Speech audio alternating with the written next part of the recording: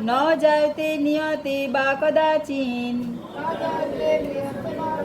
न भूत्वा भुविता वा न भूयो अजो नित्यो शाश्वतो हयं पुराणो न हन्यते हन्यमाने शरीरे। অনুবাদ। আত্মার কখনো জন্ম হয় না বা মৃত্যু হয় না, অথবা পুনঃ পুনঃ তার উৎপত্তি বা বৃদ্ধি হয় না।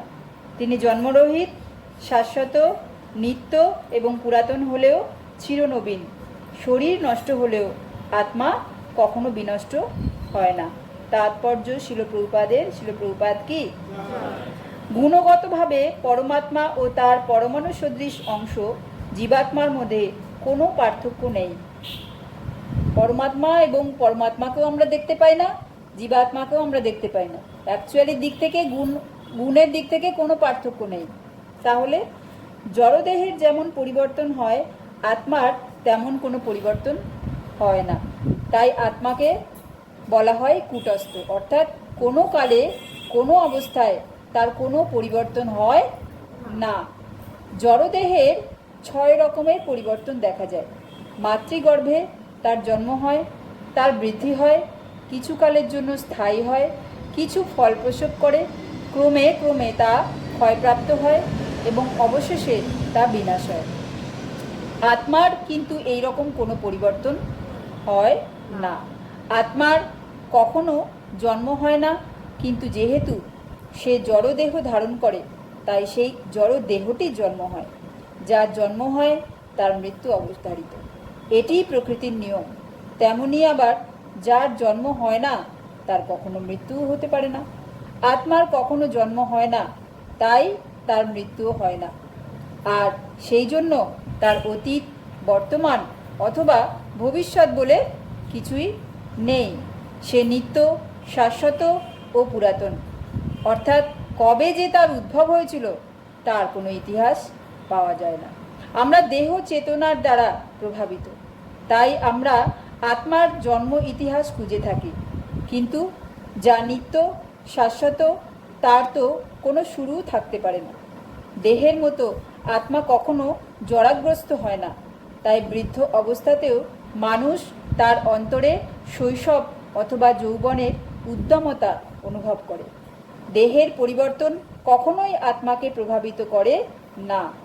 জড়দেহের মতো আত্মার কখনো ক্ষয় হয় না। দেহের মাধ্যমে যেমন সন্তান সন্ততি উৎপন্ন হয়, আত্মা কখনো তেমনভাবে অন্য কোনো আত্মা উৎপাদন করতে পারে না। দেহজাত সন্তান সন্ততিরা প্রকৃতপক্ষে ভিন্ন ভিন্ন আত্মা। স্ত্রী পুরুষের দেহের মিলনের ফলে আত্মা নতুন দেহ প্রাপ্ত হয় বলে সেই আত্মাকে কোনো বিশেষ স্ত্রী পুরুষের সন্তান বলে মনে করে। আত্মার উপস্থিতির ফলে দেহের বৃদ্ধি হয়, কিন্তু আত্মা কখনো বৃদ্ধি বা পরিবর্তন হয় না। এভাবেই আমরা উপলব্ধি করতে পারি দেহে যে 6টি পরিবর্তন হয়, আত্মা তার দ্বারা প্রভাবিত হয় না। তাহলে আমরা ওই জাগ্রত চেতনায় পড়েছিলাম না, আমাদের দেহের কটি পরিবর্তন হয়? 6টি। কি কি?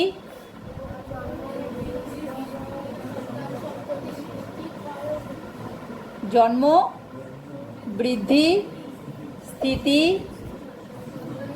সন্তান সন্ততি উৎপত্তি বা ফলপ্রসব, ক্ষয়, মৃত্যু। তো এই হচ্ছে দেহের 6টা পরিবর্তন। অর্থাৎ কিন্তু আমরা ছোটবেলায় যা ছিলাম, এই বড় হয়ে সেই আমিটা কি চেঞ্জ হয়ে গেছি? আমি ছোটবেলায় যেই আমি ছিলাম, বড় হয়ে আমার মধ্যে সেই আমিটাই আছে। আমিটা পরিবর্তন হয়ে যায়নি, পরিবর্তন হয়েছে কে? আমাদের শরীরটা। তাহলে আমি পরিবর্তন হইনি, আমার শরীর পরিবর্তন হয়েছে।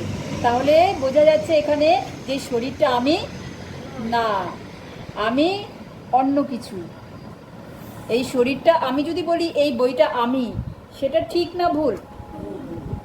ভুল। আমি যদি বলি এই হাতটা আমি, ভুল। তাহলে কি হবে?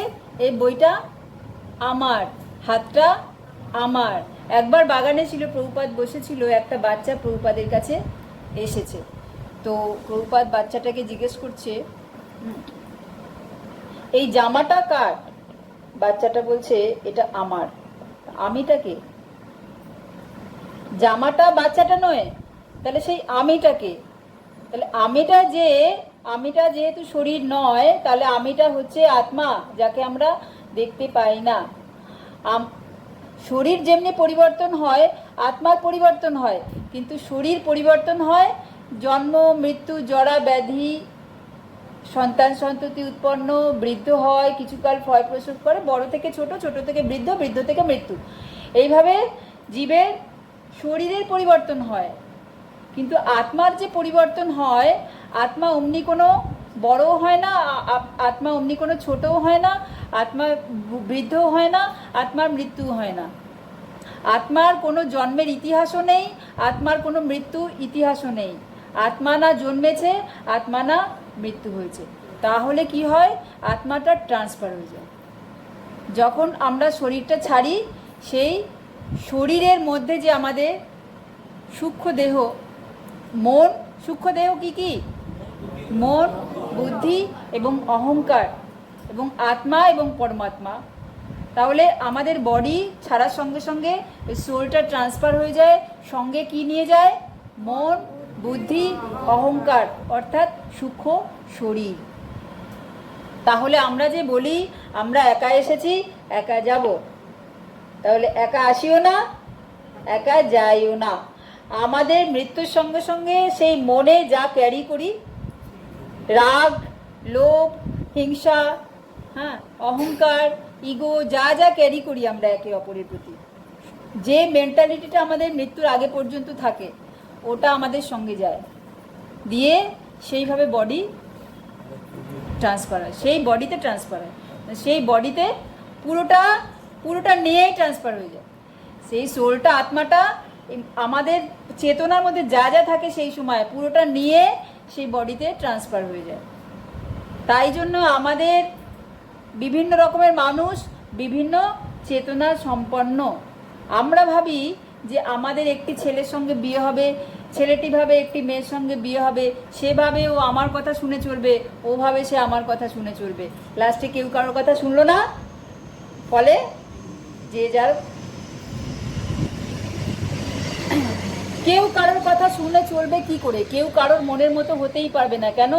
তাদের পূর্ব যে জন্ম, এটা আমাদের একটা জন্মে নয়, পূর্বের যে বহু জন্মের বহু সংস্কার, সে ঘুরতে ঘুরতে ঘুরতে ঘুরতে সে তার সিডির মধ্যে সেগুলো সংস্কারগুলো রয়েছে। তার পরিবার আগের জন্মে ভিন্ন ছিল, তার সংস্কার ভিন্ন ছিল, তার কালচার ভিন্ন ছিল, সেগুলো তার মধ্যে গার্বেজ হয়েছে।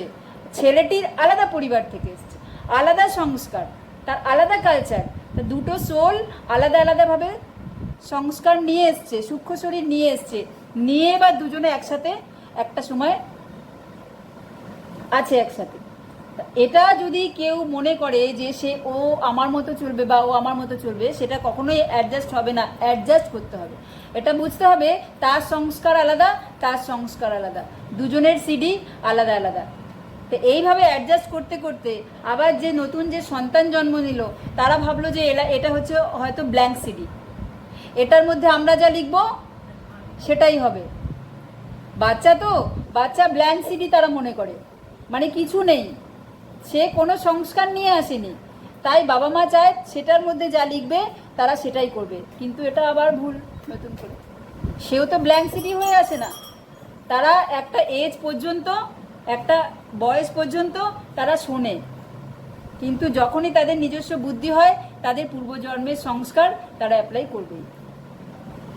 তাই এটা আমাদের বুঝতে হবে যে আমরা যে পাঁচজন একসাথে আছি, কারোর সঙ্গেই কারোর কখনোই মেন্টালিটির ম্যাচ হবে না। আমাদের নিজেদেরই অ্যাডজাস্ট করতে হবে। কারণ তাদের সংস্কারগুলো অন্য, তাদের মন, বুদ্ধি, অহংকার পূর্বজন্মের থেকে বিভিন্ন প্রকার পরিবেশ থেকে এসছে, বিভিন্ন প্রকার সংস্কার থেকে এসে তারা সেই সংস্কারগুলো ক্যারি করছে। হ্যাঁ, এটা হচ্ছে জার্নি। আমাদের হচ্ছে 84 লক্ষের জার্নির মধ্যে আমরা আছি। একজনই থেকে একজনই জার্নি, এটা আমাদের পার্মানেন্ট ডেস্টিনেশন নয়। আমরা একটা জার্নির মধ্যে আছি।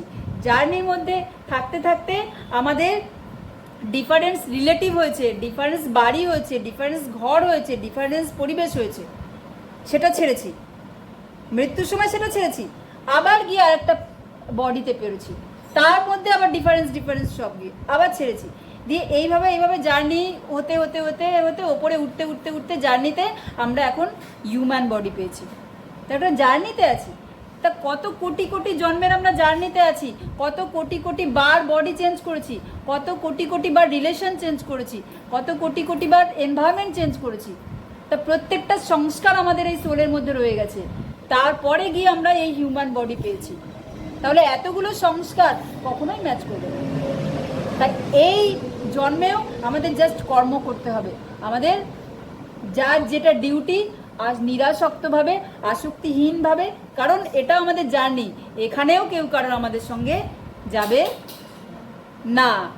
আর এখানেও আমাদের সেই মন বুদ্ধি অহংকার নিয়েই সূক্ষ্ম শরীর নিয়ে যেতে হবে। আমাদের আগের জন্মের সমস্ত জনিগুলোতে যেমনি আত্মীয় স্বজন বন্ধু বান্ধব কেউ সঙ্গে আসেনি, তেমনি এখান থেকেও আমাদের কেউ সঙ্গে যাবে না। জাস্ট যার যার ডিউটি, যার যার কর্ম, যার যার সেবা সম্পাদন করে আমাদের গন্তব্যস্থলে আমাদের চলে যেতে হবে। তাই কাউকে মানানোর, কারোর প্রতি এক্সপেকটেশন, কারোর প্রতি আসক্তি, এটা যত আমাদের থাকবে তত আমরা ফাঁসবো। যে বিষয়ে আসক্তি জড়ব যত বেশি হবে সেই জগতেই আমরা ফাঁসবো। এখন আমরা একটা ট্রেন ধরছি, সাপোজ দুটো বন্ধু বেড়াতে গেছে বাইরে, তৃতীয় বন্ধুই এসে জুটেছে, তৃতীয় বন্ধুটা সেখানেই থাকে। এখন সে যদি বন্ধু দুটোকে বলে, ভাই তুই এখন যাস না, ট্রেন এসে গেছে সামনে, তুই এখন যাস না, আর কদিন থেকেই যা, হ্যাঁ আমি তোকে খুব ভালোবাসি, তুই এখন যাস না, তাহলে তার কথা শুনে যদি সে থেকে যায় তাহলে কি হবে? ট্রেন ফেল, সে তার গন্তব্যস্থলে যাবে না, সে সেখানেই ফেসে গেল। তো ঠিক তেমনি আমরা আমাদের বন্ধু বান্ধব আত্মীয় স্বজন পরিবার ফ্যামিলি, তাদের ভালোবাসায়, তাদের মোহে, আসক্তিতে যদি আমরা সেখানেই ফেসে থাকি তাহলে আমাদের ট্রেন চলে যাবে, আমরা আমাদের লক্ষ্যে আর কখনো পৌঁছাতে পারবো না। তাই এই আসক্তিতে পড়ে আরও জন্মান্তর ধরে আমাদের এখানেই আরও ফ্যামিলি করবে, আরও বডি দেবে, আরও ফ্যামিলি দেবে, আরও রিলেশন দেবে, তাহলে এইভাবে আমাদের চলতে থাকবে। তাই এই আত্মা, সোল এইভাবে কাজ করে। এখানে আমাদের বুঝতে হবে যে বডি, এই বডিও ছাড়তে হবে, কিন্তু আত্মার কখনো মৃত্যু নেই। তো এইভাবে কট উপনিষদেও গীতার এই শ্লোকের মতো আরেকটি শ্লোক আছে, সেই শ্লোকটা সেম প্রায়, ন জায়তে নিয়তে বা বিপশ্চিন্নায়ং কুতশ্চিন্ন বভুব কশ্চিৎ অজনিত্য শাশ্বত হয়ং পুরাণে ন হন্যতে হন্য মানে শরীরে। এটা হচ্ছে কট উপনিষদে। এই শ্লোকটির সঙ্গে ভগবদ্গীতার শ্লোকটির পার্থক্য কেবল এখানে বিপশ্চিত শব্দ ব্যবহৃত হয়েছে, যার অর্থ হচ্ছে জ্ঞানী বা জ্ঞানীর সহিত।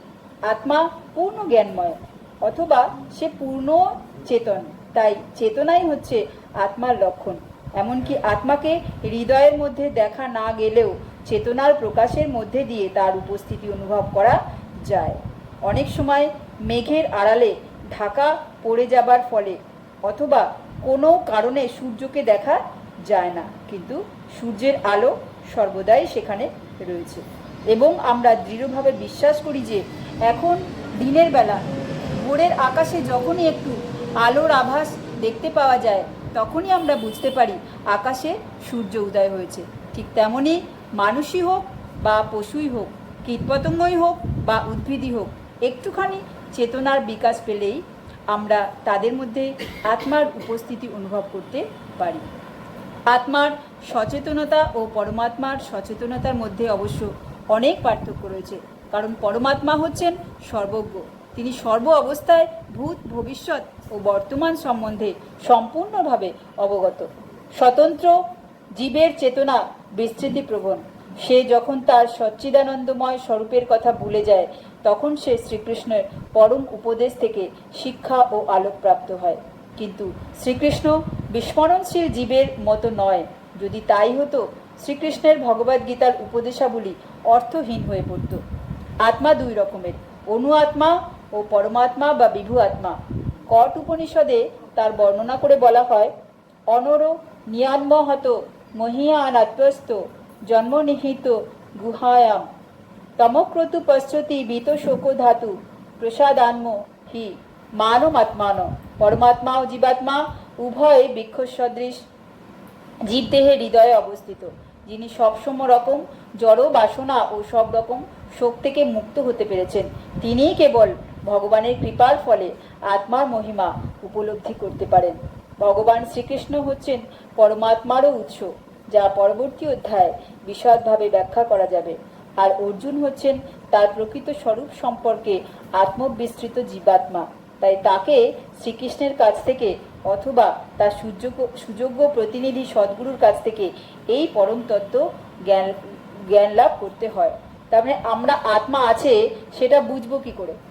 আমাদের যদি নখ কেটে যায় আমাদের ব্যথা লাগে? কি করে লাগে? নখ কাটলে ব্যথা লাগে? চুল কাটলে ব্যথা লাগে? তার মানে কেন ব্যথা লাগে না, কিন্তু আঙুল কাটলে ব্যথা লাগে? তাহলে এটা হচ্ছে নখ কাটলে ব্যথা লাগে না, চুল কাটলে ব্যথা লাগে না, কেন? তার মধ্যে কোনো চেতনা নেই। কিন্তু আঙুল কাটলে ব্যথা লাগে, কেন? তার মধ্যে চেতনা আছে। আর এই চেতনাটাই প্রমাণ করে যে আমাদের মধ্যে আত্মা আছে। আত্মা আছে অর্থাৎ আমাদের মধ্যে চেতনা আছে। যখনই আত্মাটা থাকবে না, একটা ডেড বডির আঙুল কাটলে কখনোই তার ব্যথা লাগবে না, কিন্তু আমাদের আঙুল কাটলে ব্যথা লাগবে, অর্থাৎ তার চেতনা নেই, কারণ তার মধ্যে আত্মা অ্যাবসেন্ট আর আমাদের মধ্যে আত্মা প্রেজেন্ট। তা এখানে ডিফারেন্স যে আত্মা আছে কি আত্মা নেই কোথায় বোঝা যায়। যেমনি আমাদের আকাশে সূর্য আছে, কিন্তু যখন মেঘ করে তখন অন্ধকার হয়ে গেলেও আমরা বুঝতে পারি যে সূর্য আছে। অন্ধকার হয়ে গেলেও বুঝতে পারি যে সূর্য আছে, কিন্তু মেঘে ঢেকে গেছে, তাই না? তা আমাদের তো ঠিক তেমনি আত্মা আছে, কিন্তু এই আত্মা আমরা নিজের চোখে দেখতে পাই না। কেন?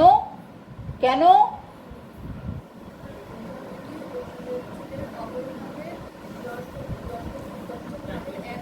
হ্যাঁ, কারণ আত্মার যে আয়তন সেটা চুলের অগ্রভাগের 10,000 ভাগের 1 ভাগ, তাই আমরা আত্মাকে দেখতে পারি না। তাহলে মেঘে ঢেকে গেলে সূর্যকেও আমরা দেখতে পারি না। তার মানে কি এই যে সূর্য নেই? সূর্য আছে, কিন্তু এখন রাত্রি আমরা সূর্যকে দেখতে পাচ্ছি না, তাই বলে কি সূর্য নেই? আছে। আমরা মানে সূর্যের অপোজিটে চলে এসেছি, কিন্তু সূর্য আছে।